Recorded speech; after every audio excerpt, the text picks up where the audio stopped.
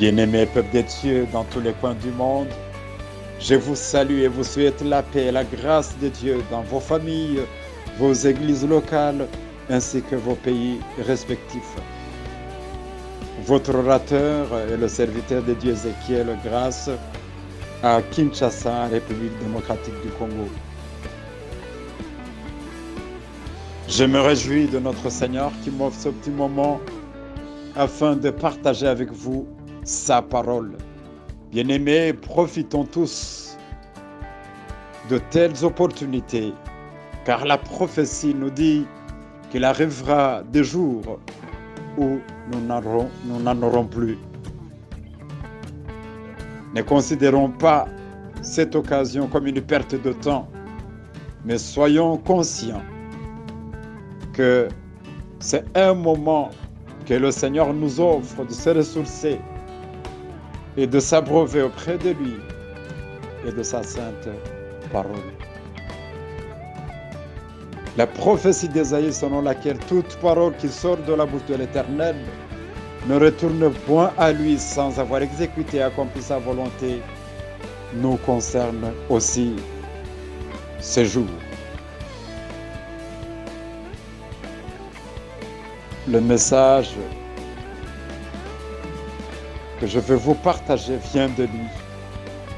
Il est intitulé « Une vie chrétienne basée sur les principes du royaume de Christ ». Une vie chrétienne basée sur les principes du royaume de Christ. Qu'est-ce que la vie chrétienne? Contrairement aux diverses réponses que peuvent donner de différents religieux à cette question, la Bible y répond parfaitement. La vie chrétienne est une relation véritable, profonde, croissante, incessante entre le chrétien et son Dieu. Cette relation est si puissante qu'elle le stimule à être satisfait de l'évangile de Christ, à ne pas considérer la vérité de Christ avec les idées des hommes, mais à l'accepter de tout son cœur, à l'annoncer avec zèle et joie à son entourage et à la témoigner au monde entier. La vie chrétienne s'exprime par l'expérience pratique de la foi du croyant. Elle rend le chrétien un modèle, en parole, en conduite, en œuvre de charité, en foi et en pureté. Elle exige de porter sa croix, c'est-à-dire renoncer à soi-même à cause de Christ. Elle le pousse à une vie de consécration, à l'amour suprême pour Christ, à l'amour profond et sincère pour Dieu et pour le prochain, et à l'obéissance absolue.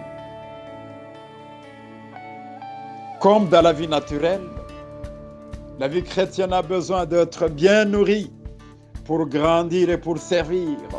Elle a besoin d'être bien protégée, car le diable la combat farouchement. Elle a besoin de la méditation et de la prière pour la préserver de la corruption et de l'influence du monde. Cette vie-là nous donne à comprendre que le chrétien n'est pas un simple qualificatif, mais une nature consistant tout simplement à être profondément attaché à Christ, à connaître Christ personnellement, à imiter son modèle et à s'instruire auprès de lui. La base de la foi chrétienne, c'est la parole de Dieu.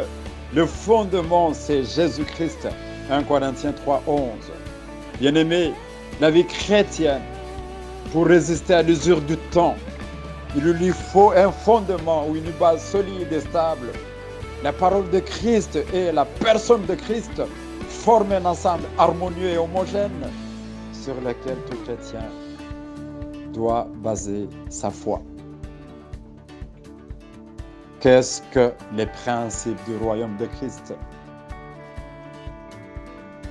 Bien-aimés, pour nous épargner de tout effort humain ou de toutes les déconvenues, il est sage d'appliquer quelques principes bibliques immuables dans notre marche avec le Seigneur.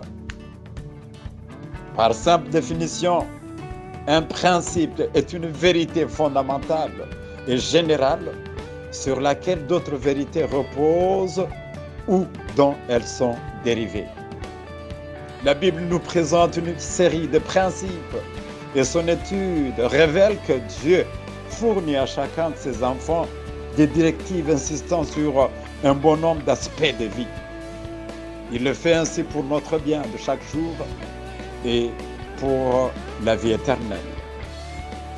Lorsqu'un chrétien est intimement attaché à Dieu, il se base sur des principes du royaume de Christ en tant que fils ou fille de ce royaume. Lorsqu'il est à ce niveau, il adhère à la vie chrétienne de tout son cœur. Il engage tout son être, c'est-à-dire son intelligence, sa volonté et même ses sentiments. Le royaume de Christ est conforme à l'esprit d'une piété qui s'étend.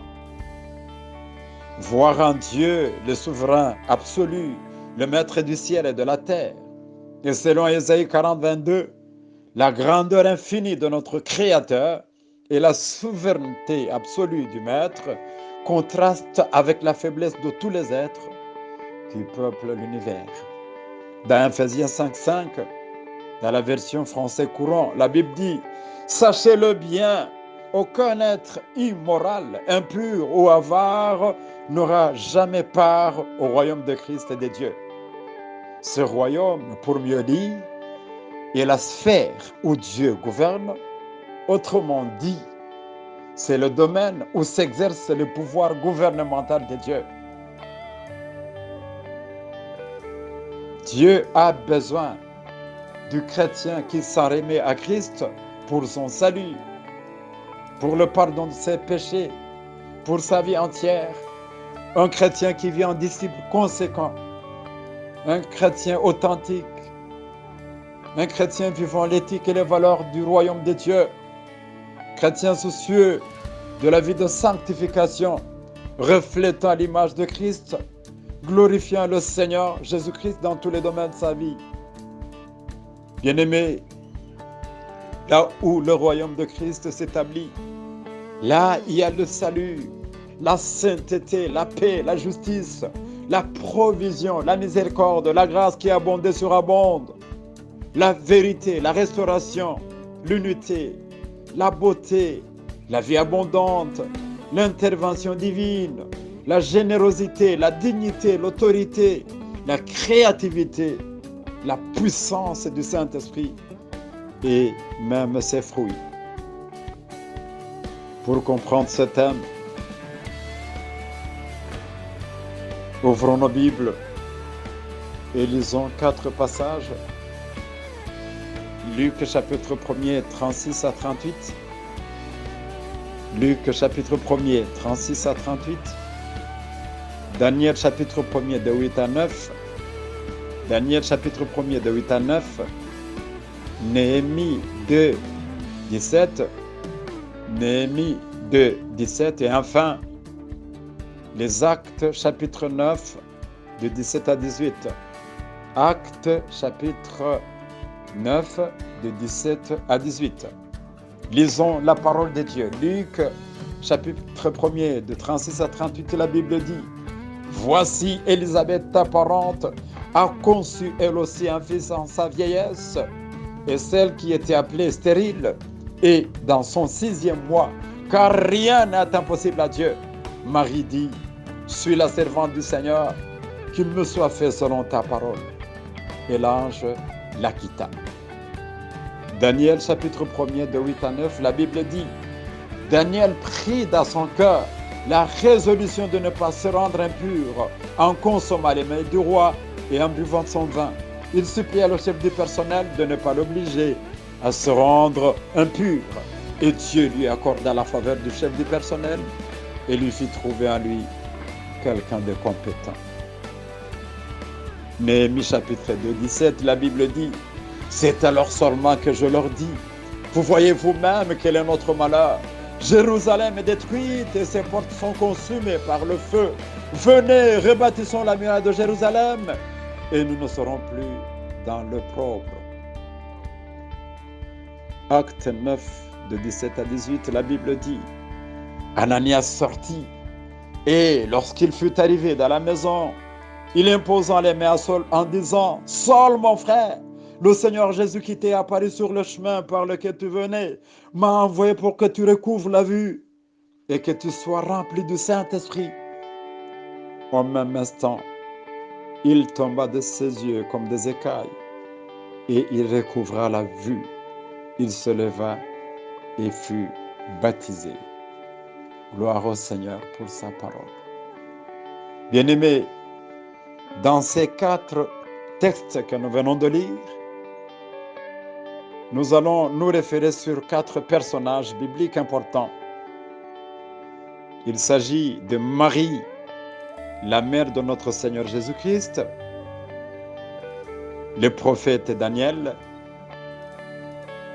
Néhémie et Ananias, qui a été envoyé prier pour Saul de Tarse. Nous allons voir comment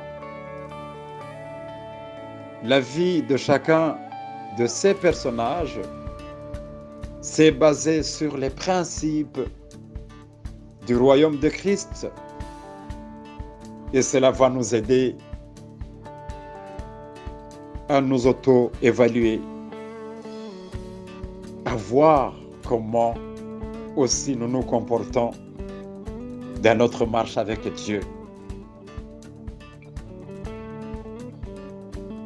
Nous nous disons être des hommes et des femmes de principe. Mais de quel principe parlons-nous souvent?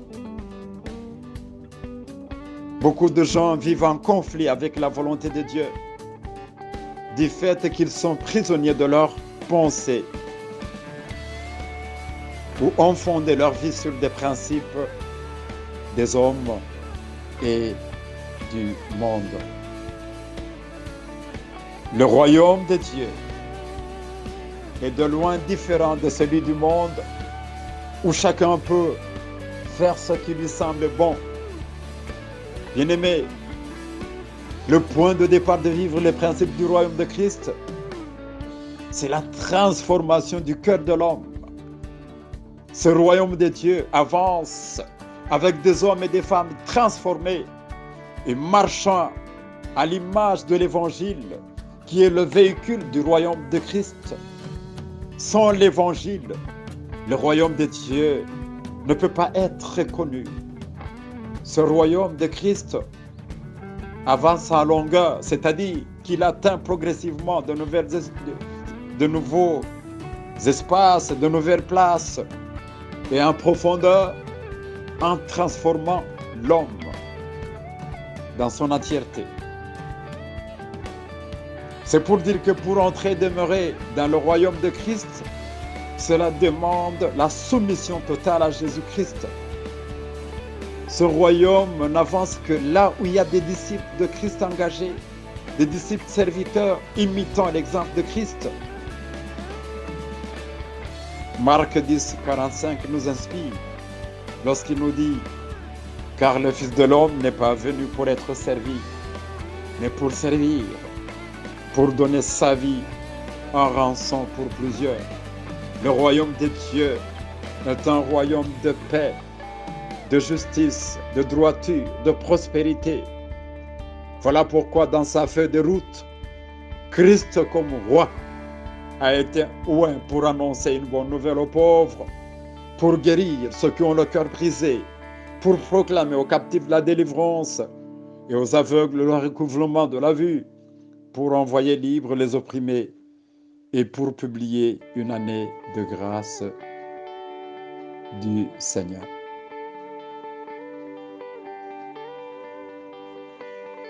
Étudions sur Marie, la mère de notre Seigneur, comment elle a vécu dans les principes du royaume de Christ.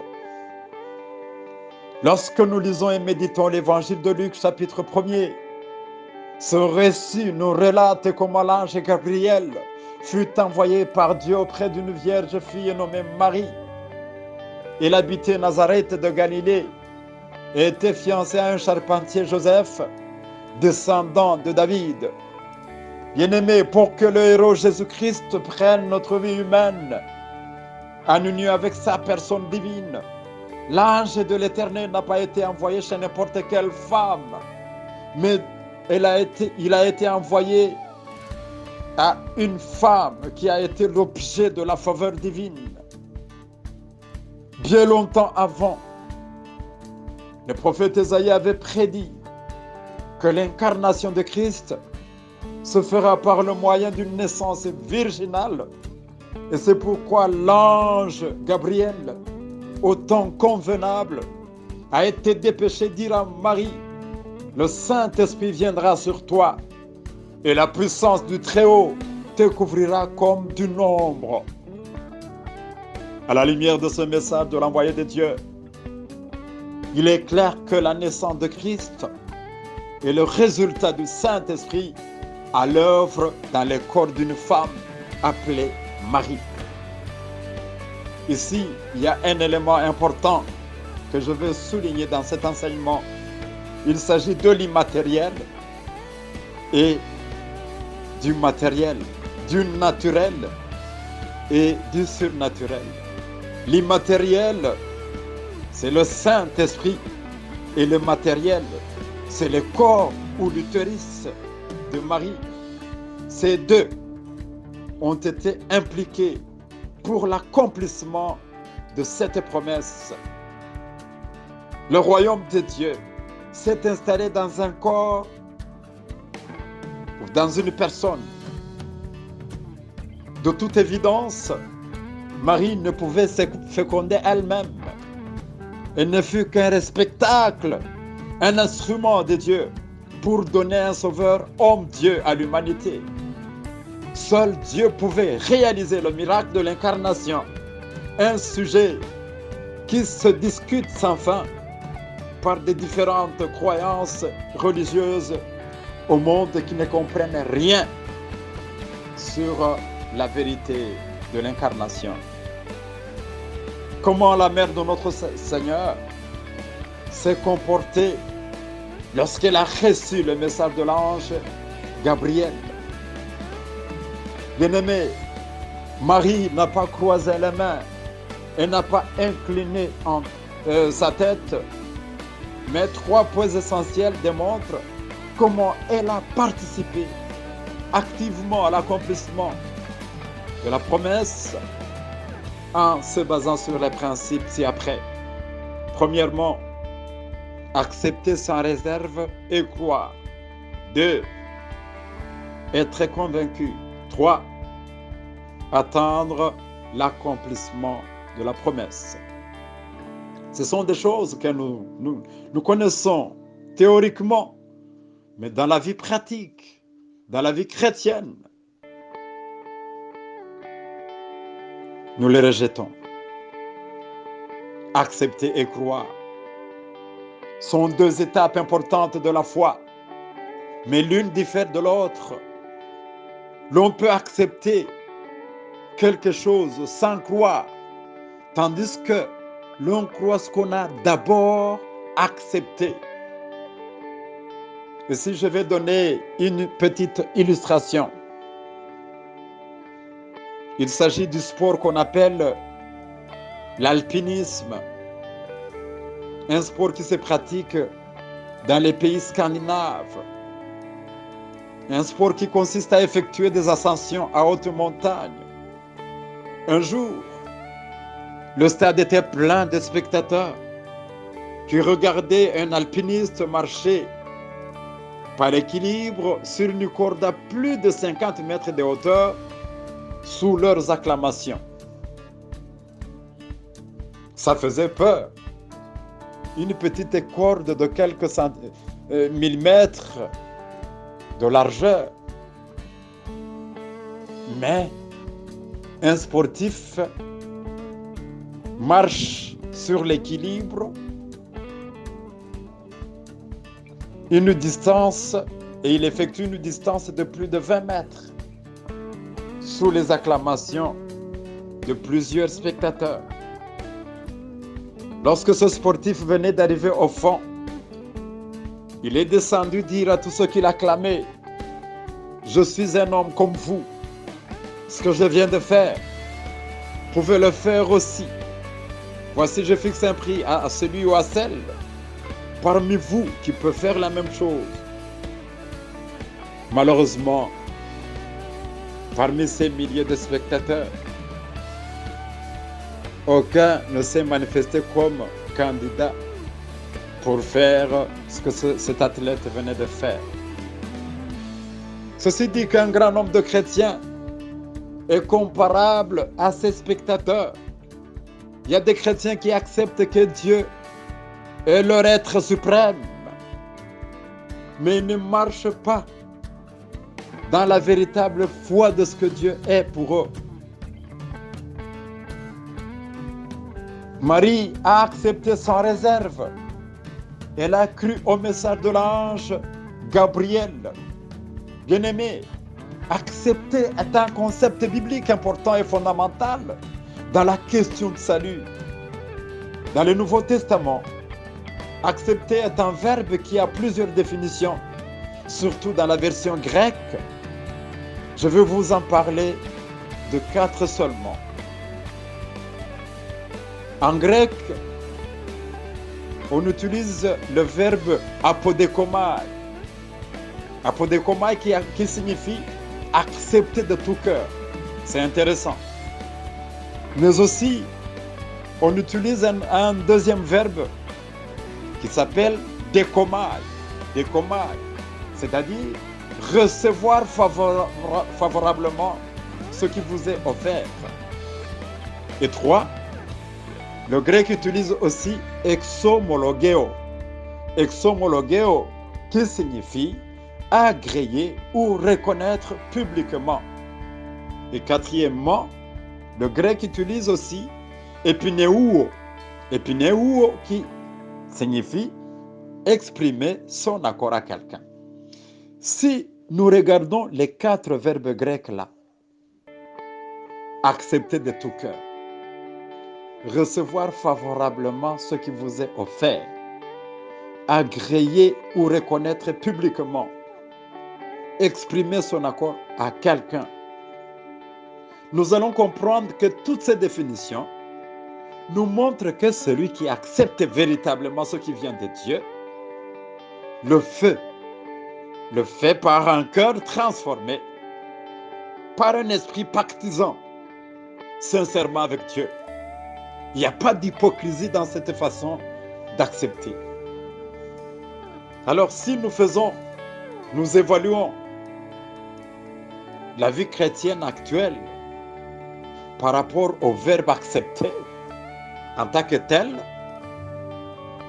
nous allons nous rendre compte qu'il y a beaucoup de chrétiens, voire même des serviteurs de Dieu hypocrites, qui ont fait semblant d'accepter, mais sans avoir réellement ou parfaitement accepté. Ça n'a pas été le cas pour Marie. Elle a reçu le message de tout son cœur. Elle l'a accepté favorablement. Elle a donné son accord en déclarant tout haut qu'il me soit fait selon ta parole. Bien-aimés, les principes de Dieu sont à accepter de tout cœur par chaque chrétien, car ils appartiennent à une autre sphère que les projets de l'homme. Les principes de Dieu sont élevés au-dessus de toutes les vicissitudes humaines.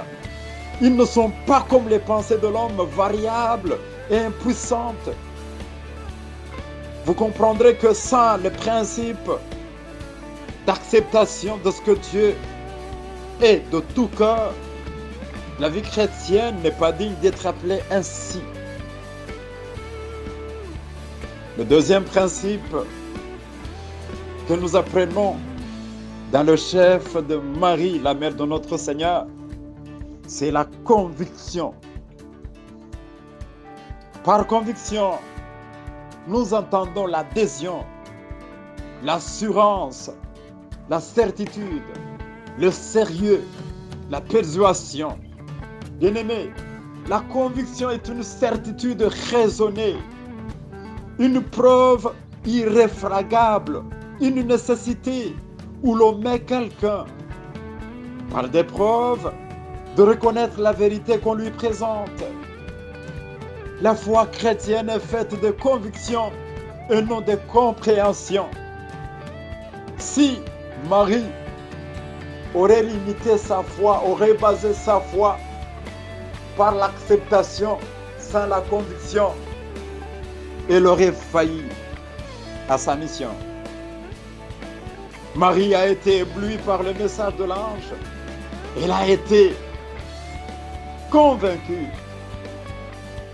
Et comme je venais de le dire, elle a dit qu'il me soit fait selon ta parole. Bien-aimé, lorsque le Saint-Esprit convainc quelqu'un, parce que la conviction est de la compétence du Saint-Esprit, sa puissance d'attraction attire l'homme vers Dieu.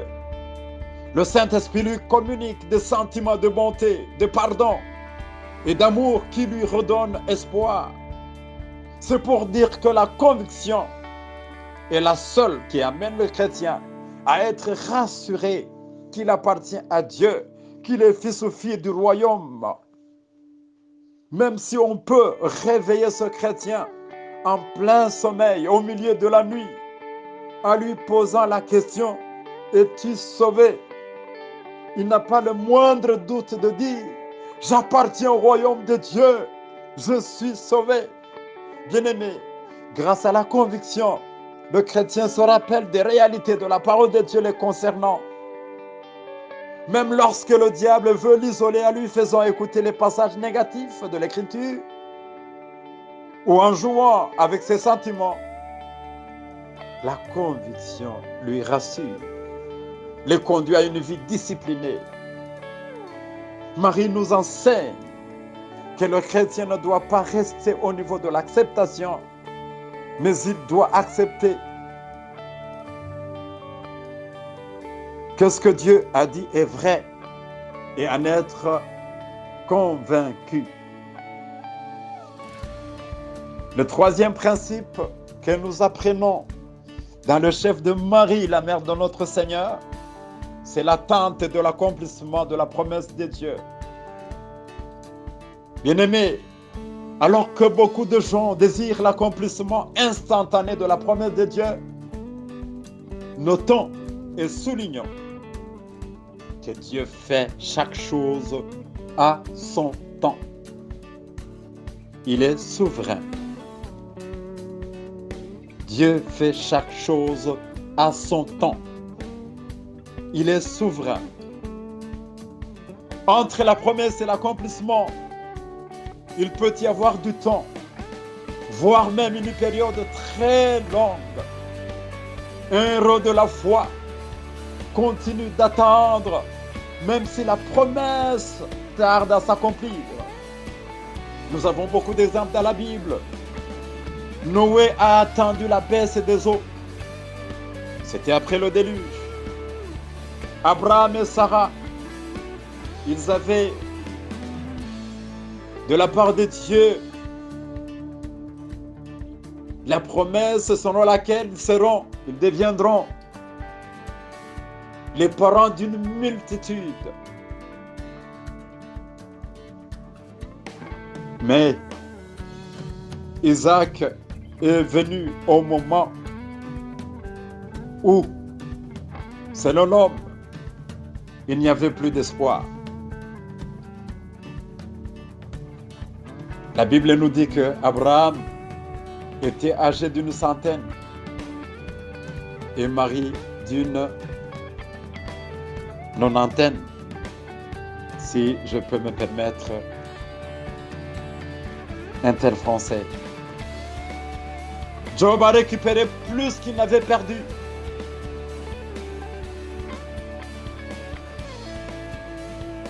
« 20 ans se sont écoulés avant la réalisation des rêves de Joseph. » Vous voyez tout le trajet.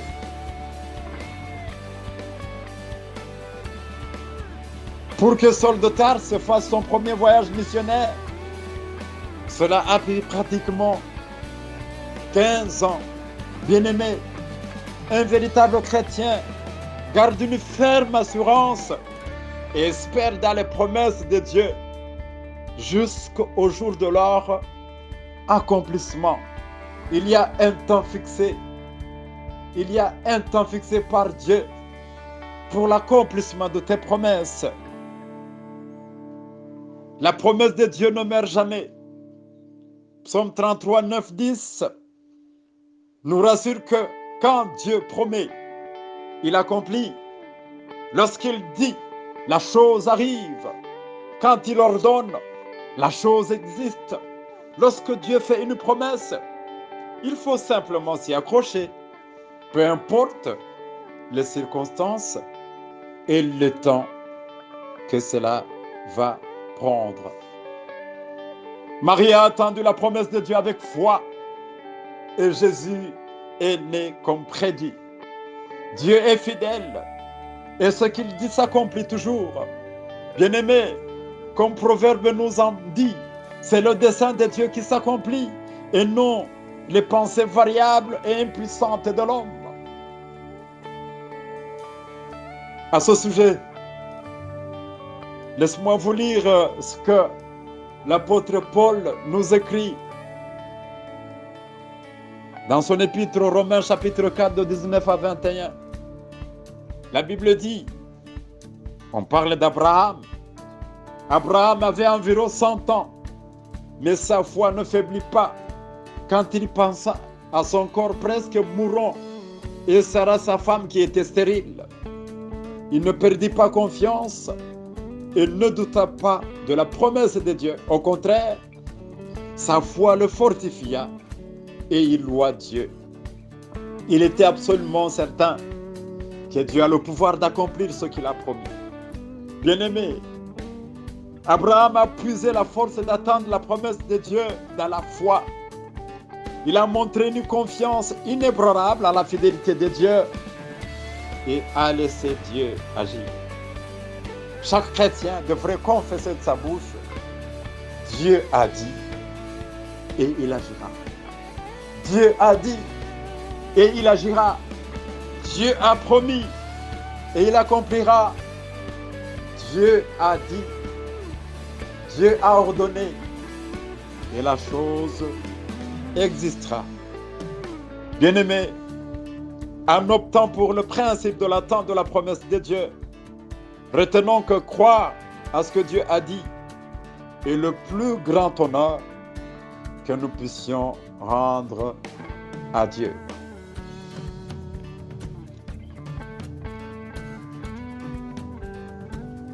Pour être compté parmi les héros de la foi, il faut continuer d'avancer même sans voir la promesse de Dieu se réaliser matériellement. Le héros de la foi a une ferme assurance et continue à espérer. Même si la promesse tarde, il continue de croire. Les croyants de la Nouvelle Alliance doivent être comme Marie, attendre ardemment et patiemment la venue de Jésus-Christ. Marie, par le fait de vivre selon les principes du royaume de Dieu, cela l'a permis, premièrement, de vivre une piété vivante et modèle.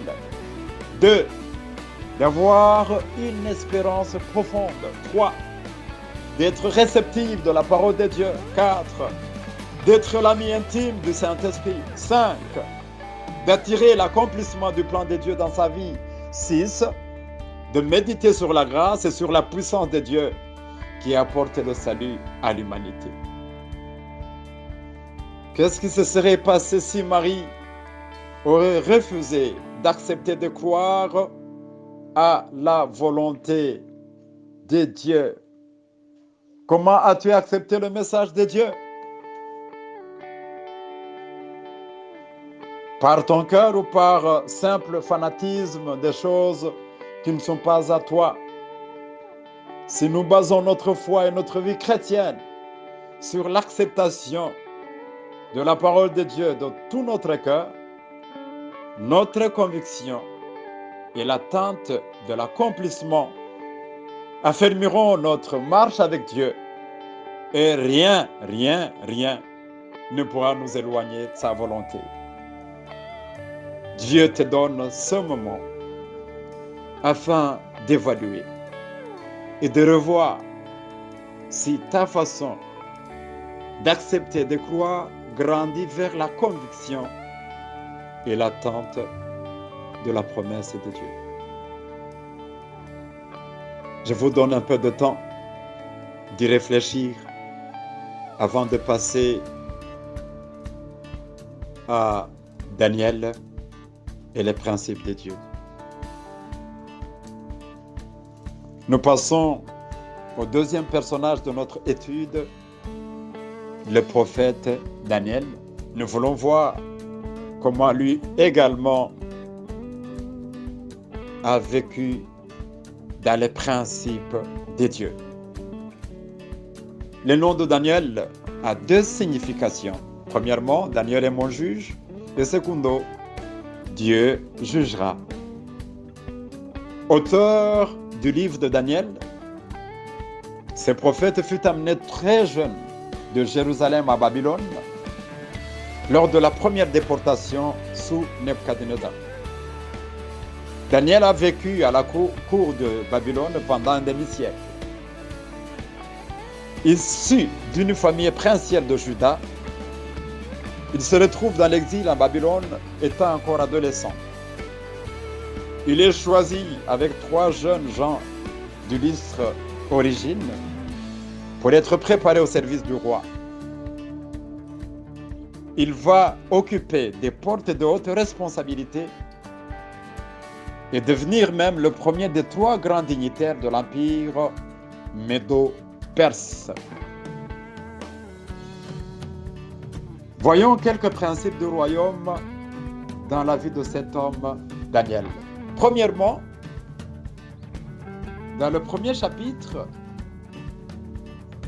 Daniel nous sert d'exemple d'un homme ayant refusé de se plier aux exigences des despotes païens. Et deuxièmement, pendant ce temps d'épreuves douloureuses, sa fidélité à l'Éternel n'a pas disparu. 3. Malgré que Daniel était encore trop jeune, il n'a pas abandonné sa foi. 4. Le chef des hauts fonctionnaires, Ashpenaz, l'a surnommé Belchazar, qui signifie protège le roi, mais Daniel a conservé son identité de peuple de Dieu. 5. Il s'est décidé de vivre dans l'abstinence et a évité de toucher à l'idolâtrie. Pour lui, accepter une nourriture consacrée aux idoles serait une manière de se rendre coupable de l'idolâtrie. Et 6. Daniel, en tant que responsable, représentant du Dieu d'Israël dans un royaume noir et obscur spirituellement, il a pris garde de ne pas participer à la vie des péchés qui l'entouraient. Bien-aimés, Daniel nous apprend beaucoup de choses. Matthieu 24, 45 nous parle d'un serviteur fidèle et prudent. La fidélité dont question jaillit de la foi dès lors que le chrétien s'engage et s'attache à Dieu de tout son cœur. Ce que j'appelle un attachement exclusif, définitif et sans réserve. Une telle relation ne peut s'exprimer qu'au travers de la fidélité. Bien-aimés, la fidélité est un attribut de Dieu, tant sous l'ancienne alliance que sous la nouvelle. Elle est également un attribut de Jésus-Christ et même du Saint-Esprit. Dieu veut voir en nous une fidélité réciproque, c'est-à-dire une foi persévérante envers lui, une conduite constante et loyale en toutes circonstances. L'Écriture présente une liste impressionnante d'hommes et de femmes fidèles au Seigneur. Si nous lisons le livre des Actes, nous voyons une femme qui s'appelle Lydie. Juste après son baptême, elle a donné sa maison au service de Dieu comme un signe de sa fidélité à Dieu. Acte 16, 15. Il y a Paul qui rend grâce à Jésus-Christ, qui l'a jugé et l'a établi dans le ministère. Paul appelle Dieu un Dieu fidèle pour l'avoir établi dans le ministère. 1 Timothée, chapitre 1er, 12. Timothée, dont Paul témoigne, enfant bien-aimé et fidèle dans le Seigneur. 1 Corinthiens 4, 17. Abraham, qui par sa foi est devenu une source de bénédiction de tous les croyants. Galates 3, 9. Tychique, le fidèle ministre dans le Seigneur. Éphésiens 6, 21. Epaphras, un fidèle ministre de Christ. Colossiens chapitre 1er, 7. Onésime, le fidèle bien-aimé frère. Colossiens 4, 9. Moïse, qui a été fidèle dans toute la maison comme serviteur. Hébreux 3, 5. Sylvain, un frère fidèle aux yeux de Pierre. 1 Pierre 5, 12. Antipas, témoin fidèle. Apocalypse 2, 13. Daniel et ses amis étaient pour Dieu des vases d'élection dont il voulait tirer gloire pour avoir résolu de ne pas aller au-delà des principes de Dieu. Dieu développa leur intelligence. Ils eurent une bonne réputation et une bonne santé. Après 3 ans, ils se distinguèrent parmi tous ceux que le roi destinait à quelque fonction de son empire. Bien-aimés, demeurons fidèles à Dieu comme Daniel. Résistons à la tentation. Préservons-nous du péché. Évitons tout excès et toute débauche. Gardons notre identité chrétienne, quelles que soient les circonstances que nous traversons. Avant de passer au personnage biblique suivant, réfléchissons. Quel est notre état spirituel là où nous nous trouvons? Quel est l'état spirituel du chrétien de Kinshasa? Quel est l'état spirituel et moral du chrétien à Montréal, à New York, à Paris, à Bruxelles et dans d'autres coins du monde? Comment nous comportons-nous face au monde? Quelqu'un a dit avec beaucoup de regrets: j'ai cherché le monde, je l'ai trouvé dans l'Église. J'ai cherché l'Église, je l'ai trouvé dans le monde.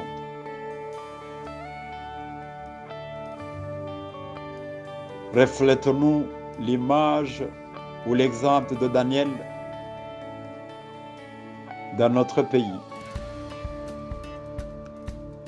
dans notre entreprise, dans notre société, dans notre famille ou dans notre église. Sommes-nous l'exemple de chrétiens fidèles? Méditons-y et donnons des réponses à Dieu. Nous passons maintenant à l'étude d'Ananias et les principes du royaume de Christ. Ananias signifie « l'Éternel a été miséricordieux ». Ce personnage, évitons la confusion, n'est pas ce disciple de Jérusalem, le mari de Saphira, qui a été caractérisé par le mensonge, mais bien le chrétien de Damas, qui a eu la vision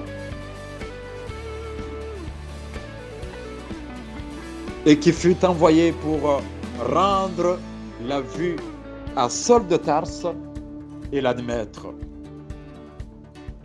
Le récit d'Ananias, dont nous étudions ici, est mentionné dans le livre des Actes, chapitre 9, de 10 à 18. Par ce disciple de Damas, nous voulons apprendre 4 principes importants. Le premier principe, c'est écouter le Seigneur. Le deuxième principe, c'est répondre à son appel. Le troisième, c'est le dialogue avec le Seigneur. Et le quatrième, c'est être dans sa mission. Être dans sa mission. Commençons par écouter le Seigneur. Le verbe écouter est un verbe bien connu, mais quand nous entrons dans son sens biblique et en empruntant le grec, parce qu'il est riche, le verbe écouter du grec akouo signifie s'appliquer à entendre, prêter son attention à Dieu. La Bible nous dit dans le livre de 1 Samuel 3,10, l'Éternel vint et se présenta, et il appela les autres fois, Samuel, Samuel. Et Samuel répondit, parle, car ton serviteur écoute. Et Jérémie 7,2 nous dit, tiens-toi à la porte de la maison du Seigneur pour y proclamer cette parole. Écoutez la parole du Seigneur, vous tous, gens de Juda qui entrez par ces portes, pour vous prosterner devant le Seigneur. Et dans le livre de Deutéronome 6,4, la Bible nous montre que le juif pieux avait un principe tous les jours. Il commençait sa prière par une formule, écoute Israël. Écoutez Dieu nous donne la vie. Prêter oreille à ses bons conseils nous prévient de tomber dans des erreurs. Comment écouter Dieu et en faire un principe? Bien-aimés, dans le livre des Nombres, chapitre 7, 89, nous voyons que quand Moïse entrait dans la tente d'assignation pour parler avec l'Éternel, il entendait la voix qui lui parlait. Et ceci veut nous dire que, à l'époque de Moïse, à l'époque de l'Ancien Testament, il y avait un lieu destiné à l'écoute de Dieu.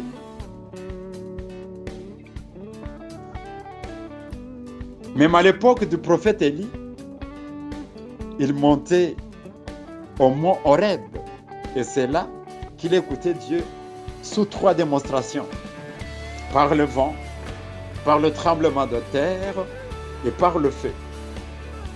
La Bible nous dit que quand Élie entendait Dieu par un murmure doux et subtil, il s'enveloppait le visage de son manteau, marque ou signe d'adoration, de s'incliner, de s'humilier et d'ouvrir son esprit à Dieu. Élie était prêt à écouter. Il est important de voir que dans la vie d'Élie, les résultats qui sont dus au fait d'avoir entendu la voix de Dieu étaient nombreux. Cela lui a donné la force ainsi que la nouvelle direction pour son ministère. Même dans Jérémie 18, la parole fut adressée à Jérémie de la part de l'Éternel en ces mots. Lève-toi et descends dans la maison du potier. Là, je te ferai entendre mes paroles. Dieu a indiqué à Jérémie un endroit et un moment. Dieu voulait que le prophète se rende dans la maison du potier, voir ce qu'il fait sur son tour. Le prophète était invité à voir le film dont Dieu allait agir en Israël.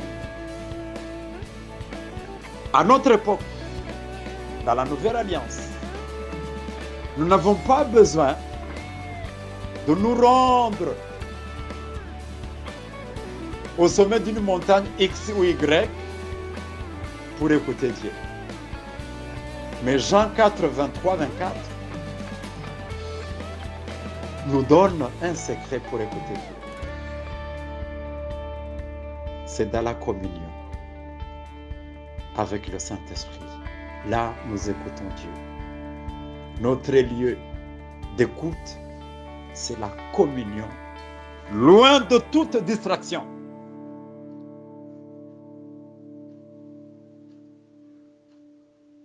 Écoutez, si tu n'as pas le temps d'écouter Dieu, tu es le plus malheureux des chrétiens et tu n'as rien à témoigner. Les hommes ou les femmes qui écoutent Dieu, même s'ils ne possèdent pas tous les talents, même s'ils ne savent pas beaucoup prêcher, même s'ils ne parlent pas beaucoup,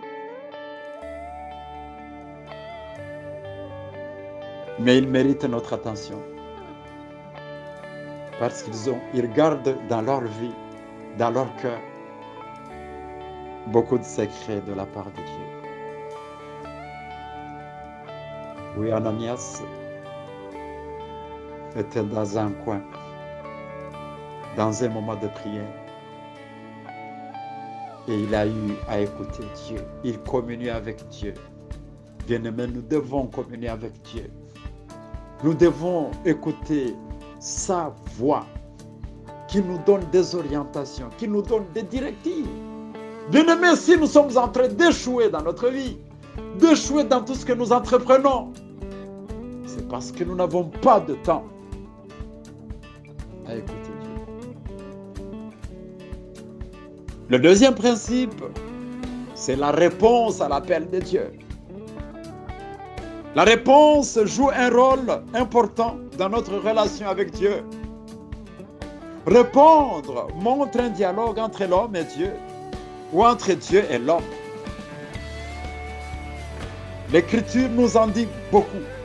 Proverbe 15, 23 dit clairement: savoir donner la bonne réponse est une source de joie, et combien est agréable une parole dite à propos. Proverbe 24, 26 ajoute qu'une réponse est donnée avec des paroles droites et comme un baiser sur les lèvres.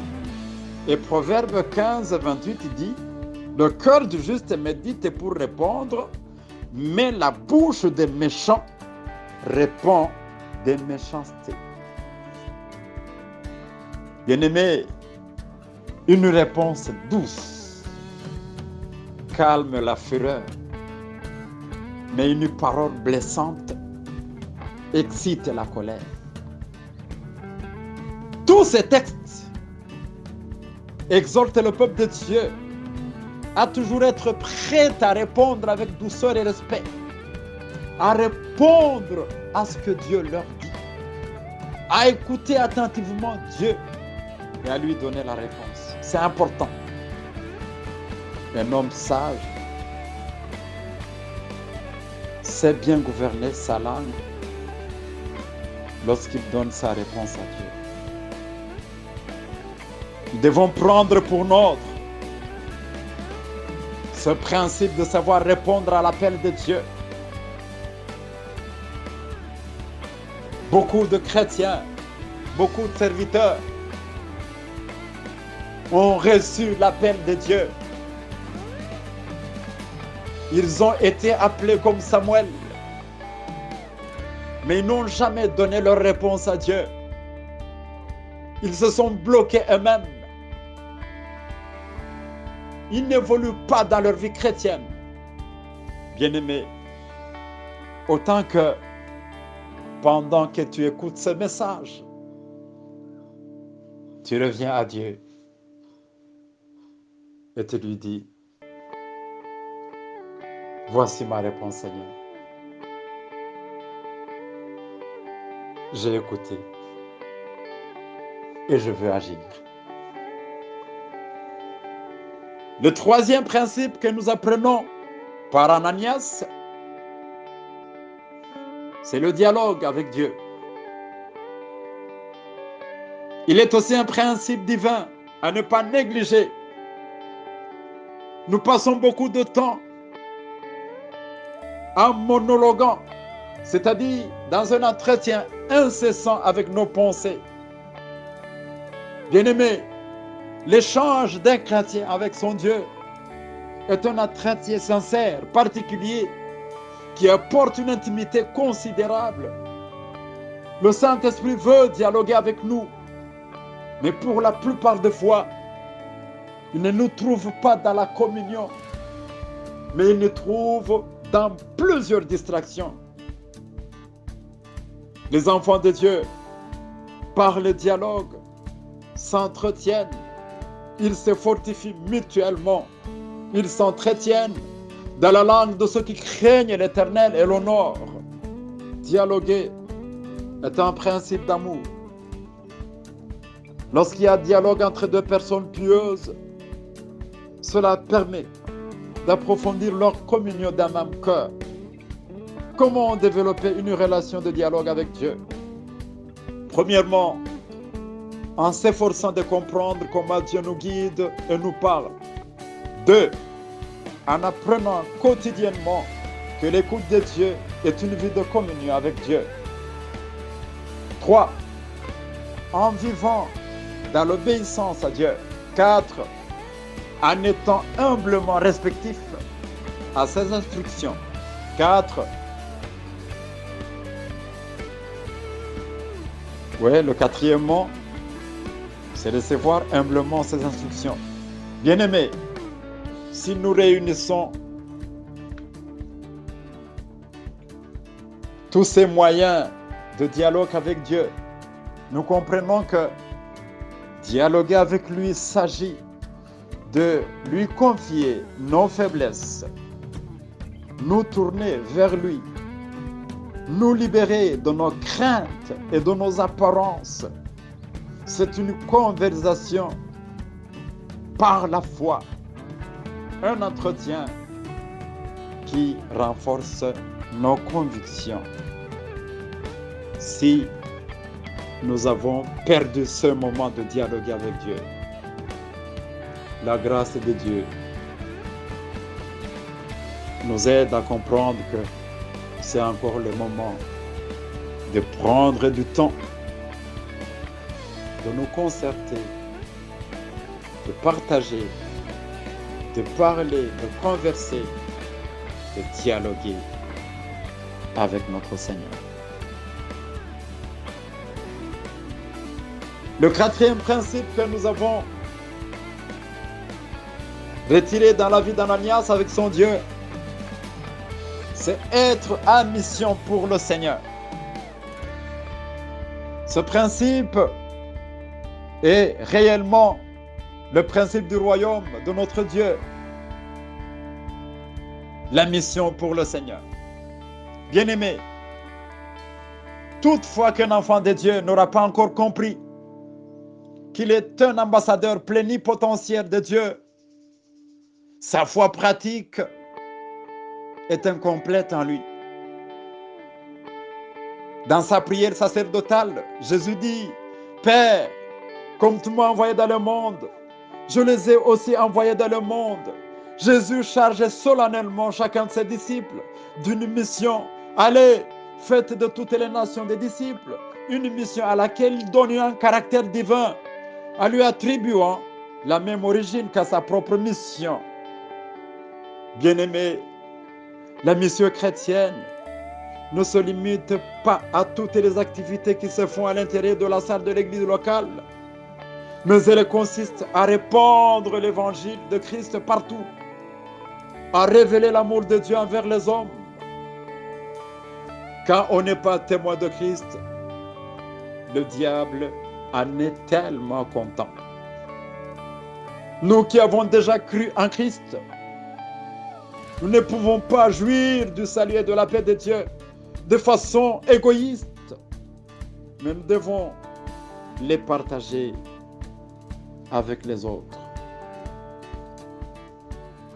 La mission de Dieu consiste à restaurer l'harmonie brisée par le péché, à amener l'homme à vivre une relation de qualité avec Dieu, Elle est une nécessité à la suite de la rébellion des hommes. Étant liée à un mandat, cette mission Dei, cette mission de Dieu, implique une qualité de présence. Elle comporte à la fois l'amour et la justice de Dieu. Elle signifie annoncer Jésus-Christ venu pour régler le problème du mal et du péché. Bien-aimés, le contenu de la mission se trouve dans le texte de Matthieu 28, de 18 à 20. Mais faut-il souligner que dans les 4 évangiles, il y a 4 envois, mais qui convergent dans une même mission. Dans Matthieu,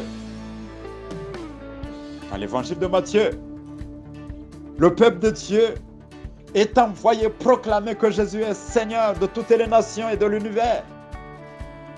Cette tâche consiste à relire l'Ancien Testament au travers de Jésus-Christ. L'Église locale est appelée à instruire les gens et à continuer l'œuvre du baptême. Selon Matthieu, l'acte missionnaire est de faire connaître que Jésus est Seigneur et qu'il a tout pouvoir dans le ciel et sur la terre. Nous sommes invités à faire rayonner la Seigneurie de Jésus-Christ dans le monde entier. Dans Marc, chapitre 16, de 14 à 18, il s'y est de souligner qu'il y a la puissance de Jésus-Christ dans la proclamation de son évangile, c'est-à-dire que le contenu de la mission, un élément de plus, est la démonstration de la puissance de Jésus-Christ.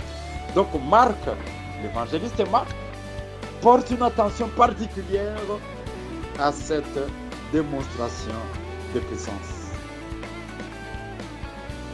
Dans Luc 24, de 46 à 49, nous lisons que le contenu de la mission est d'annoncer la mort et la résurrection de Jésus-Christ, mais aussi le changement de conduite, donc le métanoïa, par la repentance et le pardon des péchés.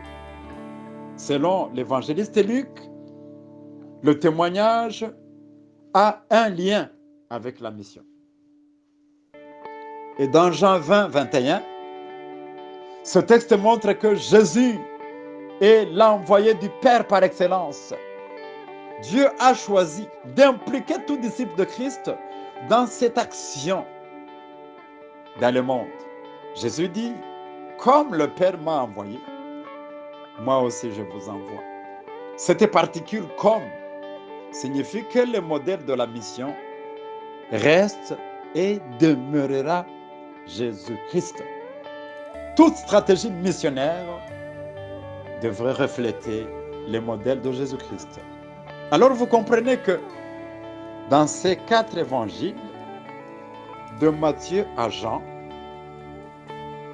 nous devons accomplir la mission de Dieu globalement, mais il y a des particularités. Selon Matthieu, je me résume, nous devons rayonner la Seigneurie de Jésus-Christ dans le monde entier. Et selon Marc, cette mission doit être accompagnée par une démonstration de puissance.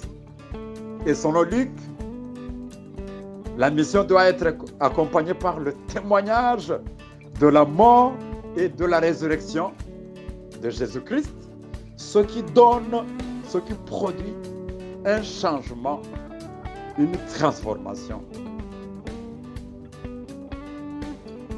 du cœur de l'homme. Et Jean nous dit que malgré que nous sommes dans la mission, mais nous devons marcher selon les modèles, accomplir la mission de Christ selon son modèle. Nous n'avons rien à inventer. Gloire au Seigneur. Comment alors accomplir la mission de Dieu? Premièrement, en adorant Dieu en esprit et en vérité. 2, en amenant le plus grand nombre d'âmes à connaître Christ. 3, en vivant la pensée de Dieu pour le prochain. 4, en servant Dieu, quelles que soient les adversités. 5, en comprenant l'ordre de mission divine, donc en connaissant personnellement la mission que Dieu nous confie. 6. En se fixant les objectifs à atteindre pour faire avancer le royaume de Dieu. 7. En étant des chrétiens engagés et zélés pour le Seigneur. 8. En planifiant nos activités en fonction de la mission de Dieu. 9. En étant animés par l'amour de Christ. Et 10. En étant motivés d'annoncer le message de l'Évangile. Comme Ananias, Dieu nous envoie aux captifs pour leur libération. Il nous envoie faire connaître la gloire de Dieu dans le monde entier.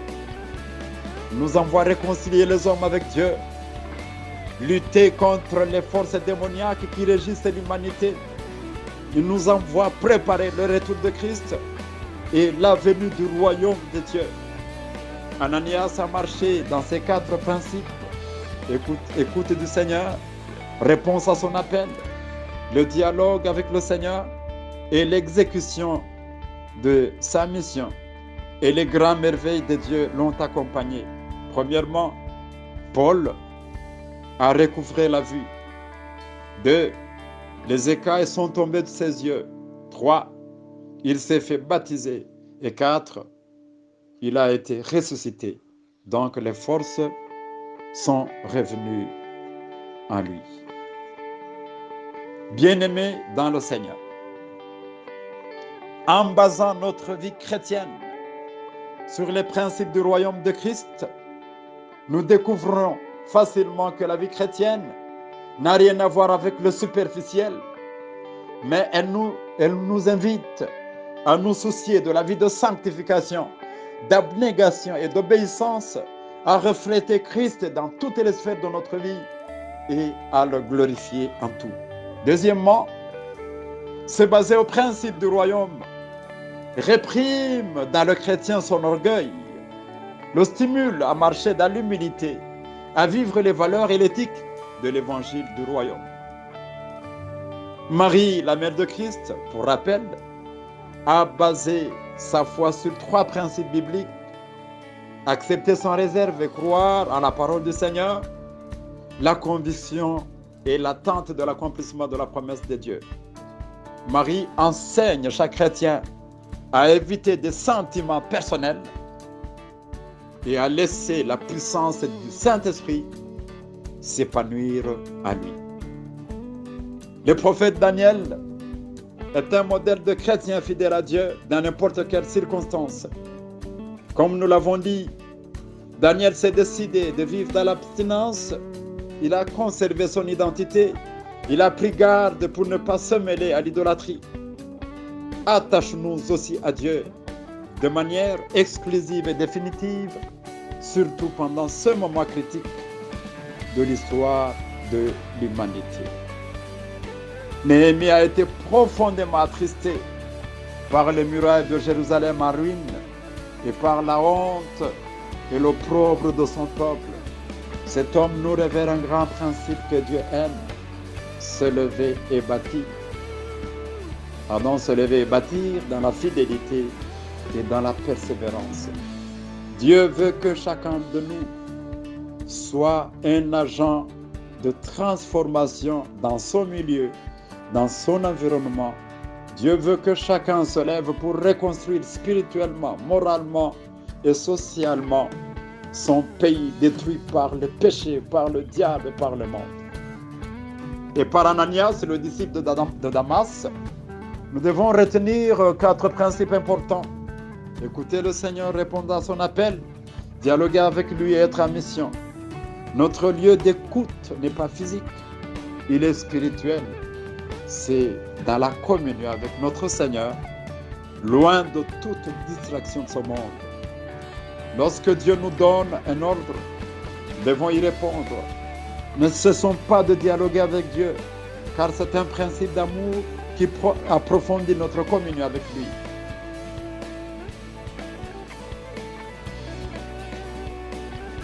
Faire la mission de Dieu, exécuter la mission de Dieu est une réponse à l'amour de Dieu.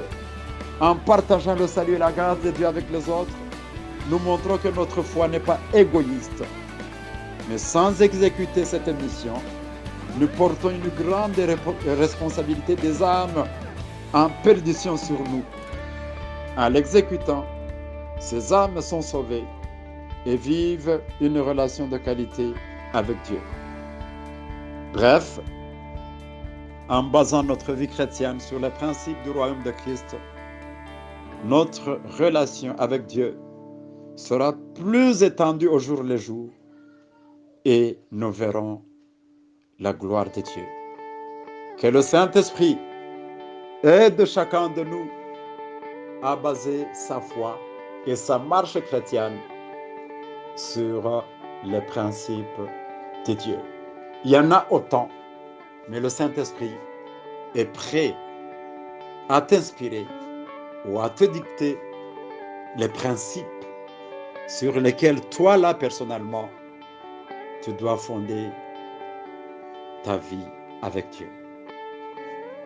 Que le Dieu des cieux bénisse ce message et bénisse tout auditeur. Au nom de Jésus-Christ. Amen. Le troisième personnage de notre étude est bel et bien Néhémie. Néhémie qui signifie l'Éternel a consolé. Cet homme a été caractérisé par l'amour de sa patrie en ruine. Étant échanson du roi perse Artaxerxès et vivant à la cour de ce roi à Suse, lorsqu'il reçut la visite de son frère Anani et de quelques Juifs venus de Jérusalem,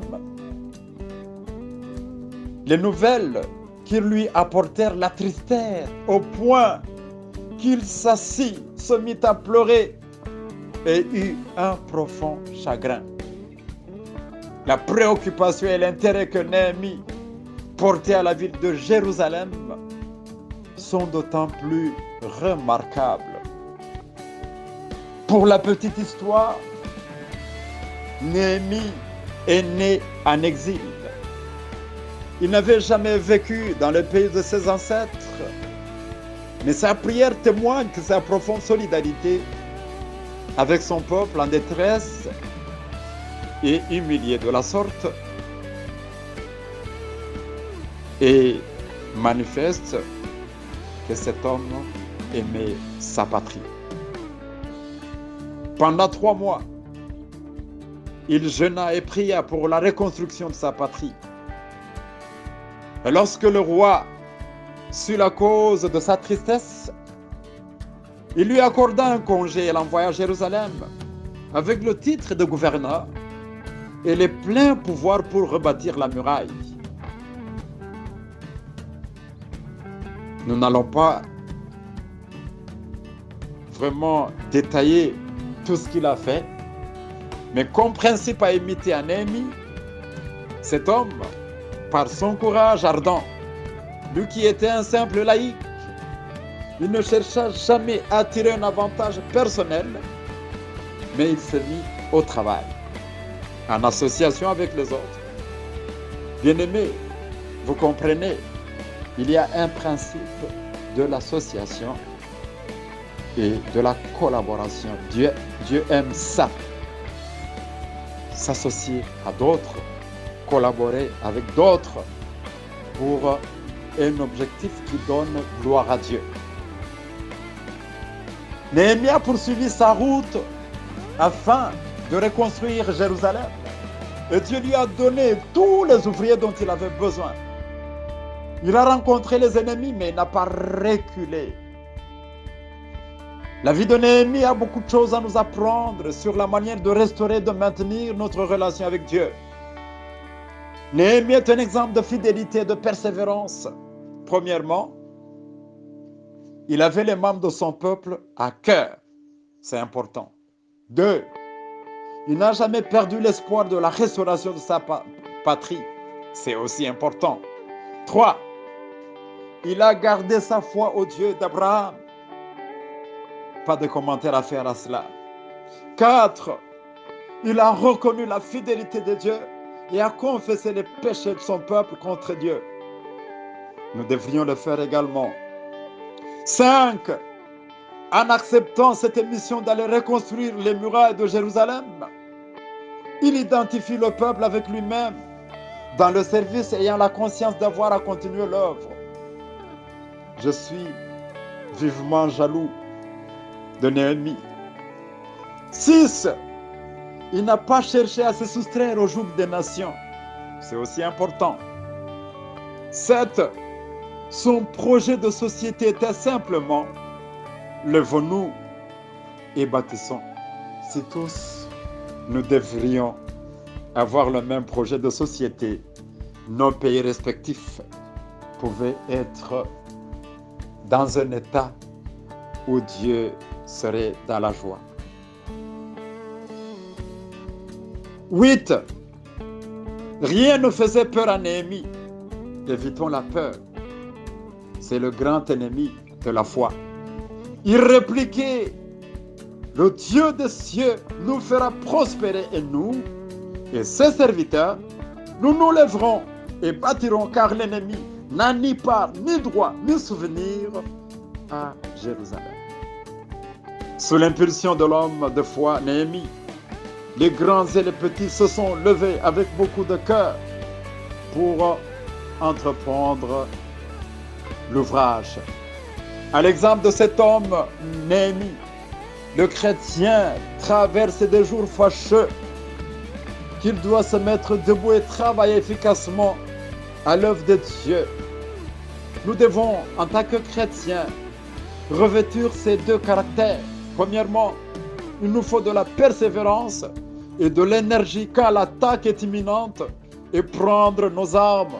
Et 2, nous devons regrouper le peuple par famille avec la parole de Dieu qui comprend toutes les armes spirituelles à revêtir. Bien-aimés, devant n'importe quel obstacle, nous devons nous tourner vers Dieu et implorer sa grâce et sa puissance. L'exemple de Néhémie est suffisant pour nous aider à notre tour à sacrifier nos droits et nos intérêts pour le bien de nos frères. Néhémie a servi puissamment à apaiser leurs esprits. Il a ramené le contentement et la paix. Néhémie se base sur un principe de Dieu, selon lequel il ne faut pas ignorer les desseins de l'ennemi, lui résister en opposant la vérité au mensonge. Néhémie n'a pas fui, il s'est placé dans la présence de Dieu. Il a gardé son courage jusqu'à la fin de sa mission. Dans ces jours difficiles, le croyant doit pouvoir glorifier et servir le Dieu des cieux dans un milieu que la ruine a rendu différent de ce qu'il était au début. Tout chrétien, tout homme de Dieu devrait être comme Néhémie en disant: ô Éternel, le zèle de ta maison m'a dévoré. Le zèle de ta maison m'a dévoré. Autrement dit, ils doivent se préoccuper de l'état spirituel de leur peuple et servir comme agents de transformation. Un tel zèle est nécessaire dans le temps où nous vivons, à l'époque où nous sommes. Nous ne devrions pas supporter le mal et les injustices. Qu'est-ce que Jérusalem serait-elle advenue si Néhémie se serait prévalu de tels principes? Veux-tu être le Néhémie de ta ville, de ton pays? Fais-le pour la grâce et la gloire de Dieu. Fais-le et le Seigneur s'en réjouira.